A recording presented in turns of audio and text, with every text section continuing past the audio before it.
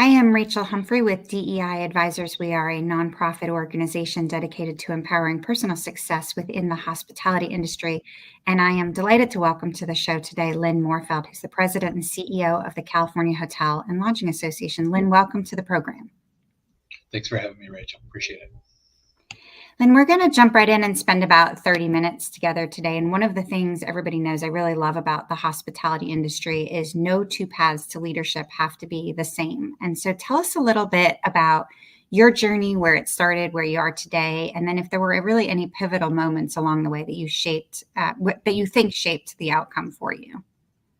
Yeah, sure. Let's see. I started as a small boy. I started out in marketing research, actually, and I was in LA and San Diego. And then the firm I was working for in San Diego did a lot of economic impact and visitor surveys for destination marketing organizations. And so from there, we did some economic impact studies, Super Bowls, America's Cup, things like that. And I parlayed that into a position with the San Diego Convention Visitors Bureau, which is now the San Diego Tourism Authority. And from there, kind of went in, got a little sideways with a tech industry, worked for a hotel reservation company called WorldRes. And I had the benefit of meeting pretty much worldwide a whole lot of destination marketing organization and hotel association leaders at that point. And then from there, came up to Sacramento. My partner and my better half, Nan, is from Sacramento, and so we had kids. And so coming from San Diego to Sacramento was a little bit different lifestyle for someone who's been lived at the beach all his life, but it was the right move to make. And I've been with CHLA now 23 years or so, 14 as CEO. It's been great fun. Well, that's incredible. When I think about your role with CHLA, but also one of the things that really makes you stand out in the industry, it is a lot of the relationship building and networking. Obviously, to be effective as an advocate for the industry, you have to really develop genuine relationships. And for some people, that's going to look one way, and others, it's going to look something different. You and I may go about building our relationships in very different ways, but end up with similar networks. How do you really focus on building relationships with others in the industry, elected officials, and how has that maybe changed over time and really been tailored to your personality or the areas that you're comfortable with? Yeah, well, being in the association world, we're putting out a lot of fires. So a lot of the associations start from a place of need. All of a sudden, we're talking to a key stakeholder that's an owner of multiple properties, and so you develop that relationship with them, the trust, and that kind of starts off a deeper relationship with them and with others as well. And so, as an association, I can repeat that for several different layers in terms of relationships that I have. So, investors, finance, HR, any of that type. And then I always try and get out of our hospitality bubble.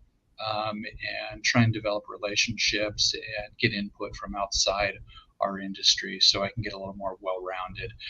We tend to be pretty insular in the hospitality industry. So when you can go talk to someone that's got to deal with a consumer product or financial service or something else, developing those relationships is really important and comes back and helps my relationships in the hospitality industry.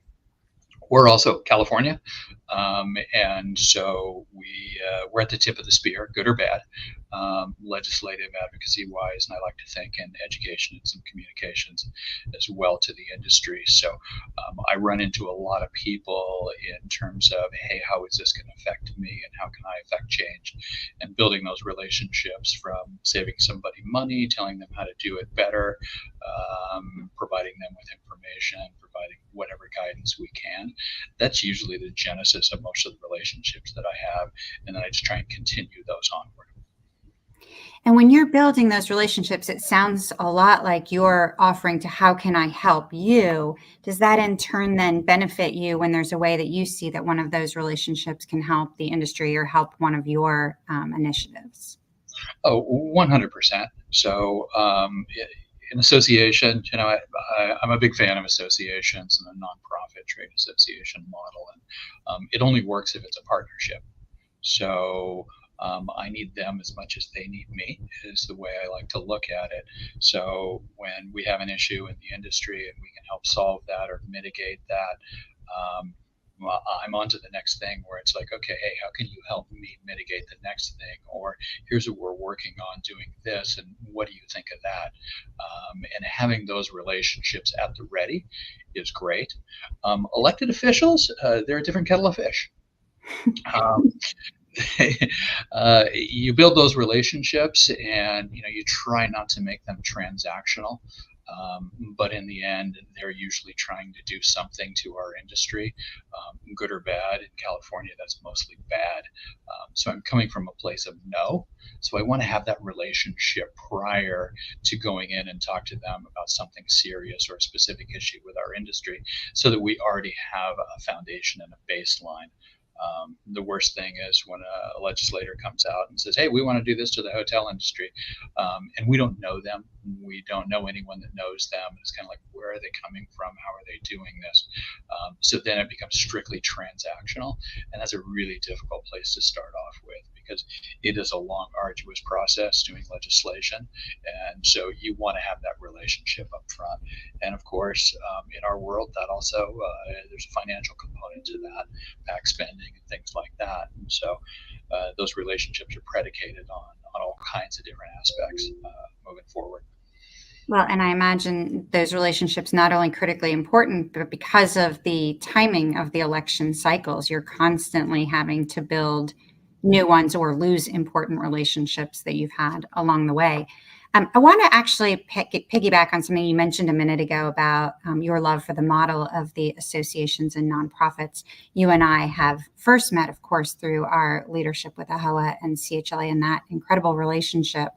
But there's a lot that, in addition to, giving back to an industry, there's a lot of skills that we learn through service on boards, on associations as a volunteer for nonprofits that are maybe very different than we learn from our day-to-day corporate roles. Can you talk a little bit? I know you're very involved with HLA, with AHOA, with other associations and nonprofits, maybe some of the leadership skills you've developed through that side of things?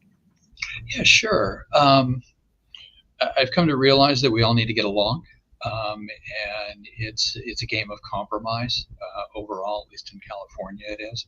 So when you go to those other boards and other associations and listen to what they have to say, it's like, okay, well, maybe I'm not exactly have the right answer here. Maybe I don't have the right answer here. Maybe someone else does, and so it's an excellent opportunity to learn what other people are doing and how they're doing it, and how I can work together with them to forward the mission of the board or the association, whatever the case may be. But I'm really big on affecting change. I have a low tolerance for meetings for the sake of meetings. So when I get on a board, when I get on an association, and get involved with them, I want to help. And I want to come to the table and say, okay, here's what I have, and how can we do this? How can I be of value to the association and to the board? So I really do look at it as putting on that particular hat. So if I'm sitting on H&LA's board and their EC, I'm putting on their hat and saying, okay, what would be good for H&LA? ISHA is the same thing, the International Society of Hotel Associations. What's good for all of us? Not just what's good for California, what's good for me. I'll get the professional development out of it, but what's good for the association. So I always try and affect change and really kind of come to the table with something that can help. I don't want to. We've got enough to do in our lives, both personal and professional. I'm at the spot in my career where I don't need another board position just to have a board position. I want to do something at that point. So very lucky in that regard, I think. I love the idea of putting on the hat too, of what can I do with this particular hat on, especially those examples you just gave, as trade associations are there to serve members as you all are. And so what is at the end of the day going to be the greatest ad for the membership of that. I want to turn to a bunch of different aspects of leadership. One of the things that I hear a lot is this I was born to be a leader, or I knew at a young age that I wanted to lead people. You have others who say, I still don't know if I'm a leader today. I don't even know how that happened. Do you think that there was a point that you realized in your career that you were either going to be a successful leader, or that you had pivoted or transitioned into a role of leadership? And what did that look like for you? Yeah, it kind of, I mean, I guess early in my career, I was never like, oh, yeah, hey, I want to be a leader and I want to manage a bunch of people and all that. I was really just kind of task driven and process driven. But I was a research director at the San Diego Convention and Visitors Bureau. And because of that, I had a modem and I used census data in my office. And so I was like, hey, this is kind of cool. We could, do something. So my boss was the vice president of marketing. And I said, hey, I think we could publish our visitor guide on this thing. And, we don't have to send out 800,000 visitor guides and the cost that's associated with that. And we can have global reach instantly. And that was kind of the vision. He said, okay, hey, write me a memo on that and see what it looks like, And so I wrote him up a memo and 4 pages, said, hey, we should put our visitor guide online, and here's how we do it. And it's dynamic, and I created a big database for it. And I got the memo back in my inbox, and I said, okay. And I was like, Mm. wait a minute. What do you mean, okay? And he's, well, it's like, you know more about it than I do. And, I'm like, hey, I don't have any budget for this. I don't have anything else. And he's like, neither do I. Let's go. And so we just kind of created that out of thin air for the most part, and said, hey, this is what we want to do and how we want to do it. And that's the point where I really had to get involved with a lot of other departments who was producing the visitor guide, publishers, database management, and then graphics and this new thing called the World Wide Web at that time. And that kind of really set me apart. And I said, whoa, hey, we're the second destination marketing organization that's got a website. This is something. And I just built this. And wow, I can do this. And, what else can I do? And so at that point, the light bulb kind of went off. And I was like, okay, I can do things if I just have the confidence to do those things. And so nothing was off limits at that point. I was kind of like, okay, I can kind of take over the world. I just did something I have no idea how to do, and I did a pretty good job at it, and it worked.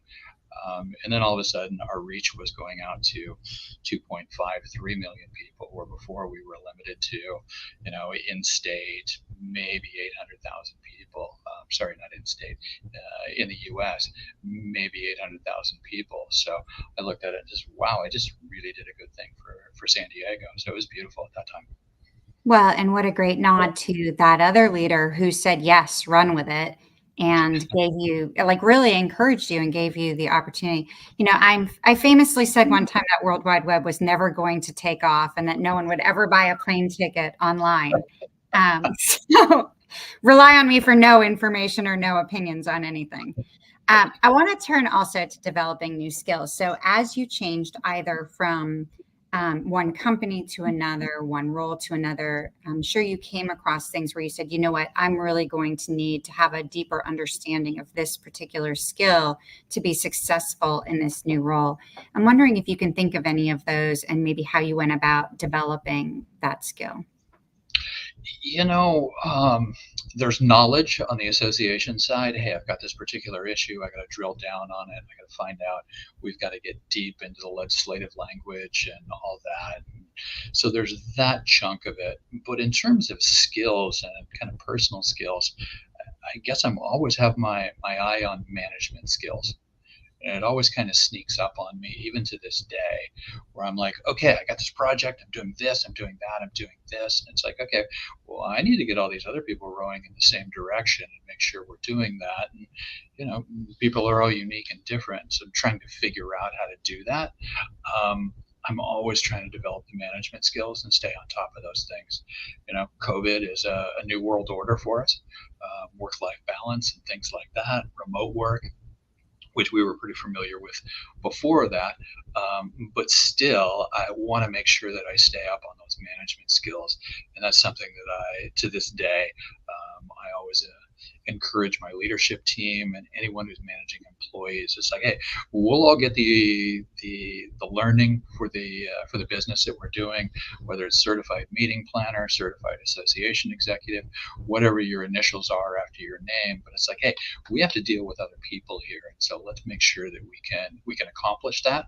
So because that's the power of the association, we can all be working together. Power of the company. We can all be working together, and we can all be moving forward. And that makes me pretty happy when that happens. That's a good day. I like the differentiation too between the substantive matter of whatever you have to know to be successful at your role, but also the people side.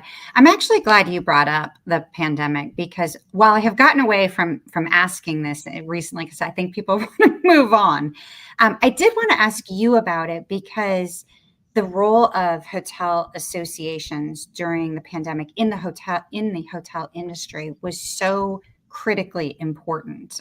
Really a time in everyone's business that it might be the difference between losing the business and moving forward.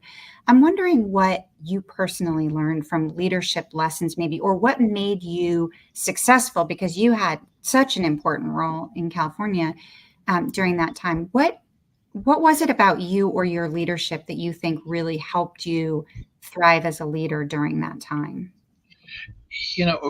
First thing, we took care of the team. So all of a sudden, the office is closed. We're not at the office. We've got a few technology changes. At the beginning of the pandemic, people are keeping their Amazon packages in their garage and spraying them down and things like that. And we just didn't know. So first of all, we took care of the team. Said, okay, you guys good. Let's make sure that we can do this. Um, and then, the realization. You come to the realization that, oh wow, hey, our industry may not recover. And I'm on the phone with people who are crying that may lose their business, which is attached to their house, which is, just onward. And so that really kind of brought it into focus of like, hey, I could lose my association. Everything that we've worked for the past 20 years could all be for naught. So we kicked it into overdrive and said, okay, well, no one really knows about this, and it's our job to know about this and communicate it out to the industry. So, let's get on the horn with our health department, who knew who their health department was before the pandemic. And let's talk to the governor's office, and let's talk to business development. And this goes down to a local basis and trying to find out how we do it. And we put together a guide. We had a safe and clean program, which was kind of self-certification program, and cleanliness is kind of the foundation for the hotel industry. So it was pretty easy just to lean into that. But the thirst and the desire for knowledge at that time was just insane. No one really know what to do and how to do it. And I'm not going to lie here. A lot of times we were going, "Hey, I think this is our best guess, and this is what it is." And people were latching onto that, going, "Well, I don't have any other information, so yeah, let's listen to the California Hotel and Lodging Association." And I'm going to go back to the team again. I was working probably 6 a.m. to 10, 11 p.m. every night for months on end, trying to get hotels open in California, which we were successful in the end, but it was painful in the beginning of that process. And you really have to have a work-life balance. Then, I remember I had a high school senior, and after about a month, he's like, "Dad, you got to go to bed before I go to bed." Okay, so you get off the computer, and it's kind of like, okay, I get it. And so I think it really worked out. It showed the importance of an association, showed the communication level that we did, the difference that we made at the government level, the difference that we made with guests and trying to keep everyone safe. I mean, it's probably easy to forget now, but people died then, and people got sick, and traveling was not really on anyone's list in terms of what they wanted to do, and we still have a hangover from that in California in our urban areas, and those were tough times for our urban areas. So you got to kind of keep it in perspective and go, okay, I can't get hotels open right now, but this is there's a bigger issue out here, and that's the health and safety of everyone. So we kind of kept our eye on that, but then just kept drilling away at, hey, what are we going to do and how are we going to do it? And one of the funniest things during the pandemic was, well, not funny, but I put out guidance, and we put out a member alert and said, hey, this is the way you do it. And at 10 o'clock, the health department put out new guidance and said, no, this is the way you're going to do it. So at 11:30, I put out new guidance and said, this is the way you're going to do it. And then the governor's office revoked that health directive, and then we said, hey, we're going back to the other one. So in one day, I put together 3 different member alerts, basically going back to what we did first thing in the morning. But that's the kind of time that we were in at that point. We just didn't know. Yeah. So we were there for the industry. No, absolutely. And it goes back to what you said before about the collaboration and being there for each other as associations. I know you and I and our government affairs team at AHOA and CHLA really working hand in hand during that time to make sure that we were all doing what was best for members. I asked you about leadership earlier and different skills that you were learning, but I have a question about the evolution of your leadership as well. We are all works in progress, and things are going to get better over time, and some things maybe not as successful. Can you point to something maybe over time or a leadership lesson you've learned in the last year that you think has been really impactful for you? Has there been things that have gotten worse over time in your leadership or better over time? Well, I used to be really, really good at the tech stuff. And as I get older, now my kids and all our younger employees are better at it than I. And that's something that now all of a sudden I have to rely on softer skills and management skills as well to get it done, rather than jumping in and doing it and saying, this is how it works and this is how we're going to use this. And so kind of come at it from a 35,000 foot view. That's been a little humbling. Can't figure out the TV remote. My kid takes it, and 2 seconds later, it works. Well, especially from the guy who launched the visitor's guide on the World Wide Web. Yeah, exactly. So that's gone. And the leadership style is more of, we've grown incredibly in the past 5 years, and I can't be involved in everything like I used to. And so I really have to pick and choose about what the critical path is, and going back to affecting change. Where is my time best spent? So, would I like to redesign the website and work on all that stuff? I sure would. Is it the best use of my time? Heck no, not at all. And I'm much more cognizant after the pandemic of wrapping in our key stakeholders. Where prior to that, it was kind of like, hey, I'm just going to do this, and what do you guys think of this? And here's what we're going to do. Now I'm like, hey, I've got bigger ideas. Hey, what about this? What about that? And our leadership will either say yes, no, shoot them down, edit them a little bit. What I call border collie management in the association side. Hey, you're going a little too far over there. So that leadership style is kind of said, okay, hey, here's an idea, and it's not completely baked yet. Help me with that. And both the team and our volunteer stakeholders, the executive committee, board of directors, can help with that a lot more. And I'm much more open to taking that advice and not thinking that I know the right way to do it. There is no one right way. So I guess more collaboration, to put it in a word. I really like the idea behind focusing on where you are most impactful or affect the greatest change. I think for a lot of us, it's really hard to let go of the things we like.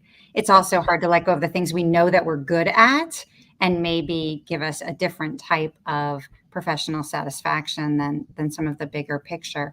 As we turn to you and I visiting today, you do a lot of public speaking, but yours is a little bit different because you are speaking at conferences, but you're also speaking to the media. You're speaking to elected officials, either publicly or one-on-one.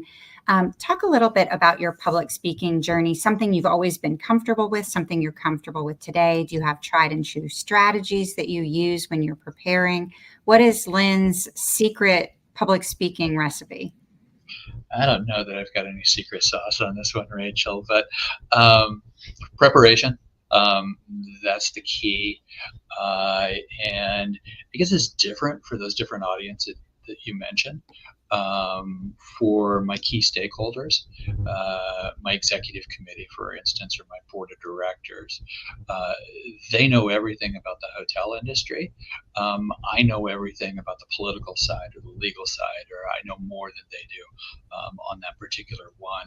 So I'm always looking to try to combine those two things so that I can be a good presenter, speak to what they know, but also try and provide them with some information that they might not have thought about it. So on the key stakeholders, that's easy.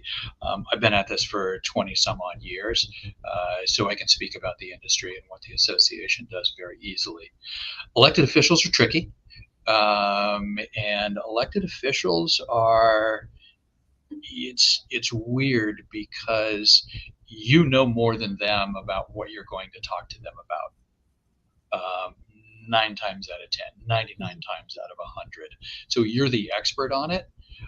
But in California, my position is I'm usually telling them no. So they want to do something to the industry or want to implement some particular ordinance or legislation. And I go in there and tell them why they can't do that. So I really need facts and to have my information together. But it's much more of a deferential kind of public speaking and much slower process than, hey, here's internal, here's how we're going to get this done. So when I'm public speaking and there's elected officials involved, I'm much more cognizant of what I'm going to say and how I'm going to say it. But I always have that thing, hey, this is what I want to do and this is where I want to go with it. So I'm always kind of driving toward a goal. The media, the one thing I've learned is I don't work for them. So if it's bad media or what I refer to as a pitch in the dirt, I'm not going to take that call. There's no need for us to do it. Where we can provide education, communicate, and again, kind of move that ball forward. I'm all for that on the media side. Very measured with media. We utilize a communications firm. I like to vet whoever's asking the questions or any of the publications, find out where they're coming from, and really keep my public speaking to the media. Keep that very, very tight. My dad taught me that kids are always learning when you're never teaching. And I find out that the media is always listening to just my offhand or flip comments. Those are the ones that are going to get quoted. So I want to make sure that I don't make those and really kind of stay under the umbrella of what the topic is on the media. Well, such great advice to be really zoned in on who the audience is and what the purpose of the public speaking is, because you're right, speaking to a board or a conference, media, elected officials, a very different strategy, which makes sense, but being really intentional in that. I know we're running short on time. I do want to ask you a couple of quick questions to wrap up. One is you mentioned earlier about this renewed focus on work-life balance. And one aspect of that, certainly not the only one, is self-care and wellness. There's been a lot of talk lately about the critical importance of taking care of ourselves. I'm wondering how you feel you've done over a long career of taking care of yourself. Are there things that you focus on for your wellness? What would you tell maybe rising leaders who are really struggling to put an emphasis on self-care or wellness as they pursue their career endeavors? Sure. I'm not very good at this, or I haven't been very good at it, but I am improving, according to my wife. So we really want to try to get in some self-care. And for me, that self-care and wellness is one, unplugging, and two, getting outdoors and getting a little exercise in. I get cranky without either of those. And so I try and do that as much as I possibly can. One approach on my leadership style I've tried is on my out offices, I will write what I'm doing and how I'm doing it. Hey, it's 2 feet of fresh powder today. I'm going up to the slope. Do not even think of contacting me right now, okay? I have seen that one, actually. Or my wife has this thing when she knows I'm stressed out. There's a national park in north of San Francisco, and they have no cell phone service. So like, let's go hiking in Marin. And so there are strategies to do that. But generally, there's no blood on the ground. No one's going to die on anything that we're going to do. So, have your priorities straight. Life happens while we work. So I'm really big with my team and everyone else is, I take care of all that stuff first, and then you can do your job well. Yeah. If that's percolating in the background, try and address that so that you can work, because this is all secondary. No one's going to remember a meeting that you went to or some kind of project that you worked on, but they sure are going to remember a family milestone, that you were there for someone else. Caring for someone health wise, that's what's going to make a difference, and that's what's going to be remembered. So I always try and get there. So now I really try and tell my team, hey, self-care, wellness, I can see when they're getting a little stressed out, when they haven't had a break for a while. We look over their time off or their vacation on a quarterly basis. Hey, who hasn't taken vacation? Let's talk to them about that, find out what they're doing on it, see if one, we need to provide them help, two, if they have any plans for a vacation, make sure that they get that. And I'm in a position now where we can make sure that happens with the employees. Hey, when's the last time you took a vacation? And then if they don't throw that back at me, that's good.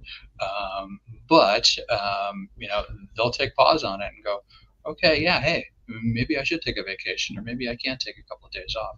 So we try and get that going. Summer Friday, half days on Fridays, things like that. Try and do. So I'm pretty serious about that for the team, but I don't take the medicine myself as much as I should. Well, you said you're getting better at it, and we are all works in progress, which is certainly going to dovetail perfectly into my second to last one. I'm curious, because we are all constantly evolving, what would you tell 21-year-old Lynn today, either something you wish you knew then that might impact your career path, or something that about how things play out for you in the long run?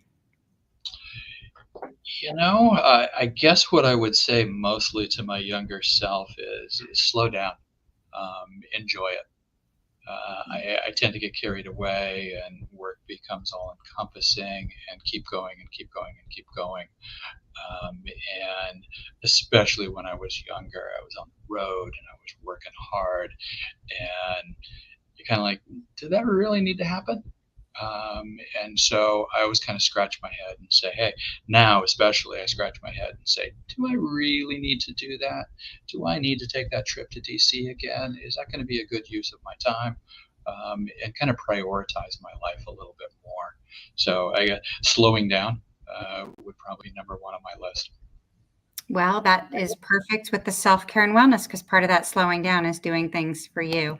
As we wrap up thinking about the motto of DEI Advisors to empower personal success, do you have any final pieces of wisdom you want to share with our audience?